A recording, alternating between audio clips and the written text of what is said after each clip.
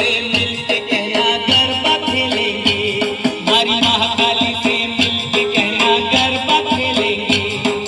पंखीड़ा तू उड़ने जाना पावागढ़ रे, पंखीड़ा तू उड़ने जाना पावागढ़ रे। महाकाली से मिलके कहना गरबा खेलेंगे, हमारी महाकाली से मिलके कहना गरबा खेलेंगे।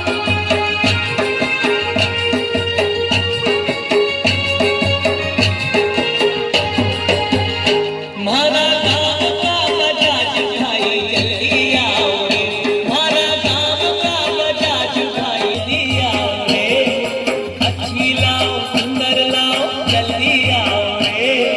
महाकाली से मिलके कहना गरबा खेलेंगे, हमारी महाकाली से मिलके कहना गरबा खेलेंगे। पंखीड़ा ओ पंखीड़ा, पंखीड़ा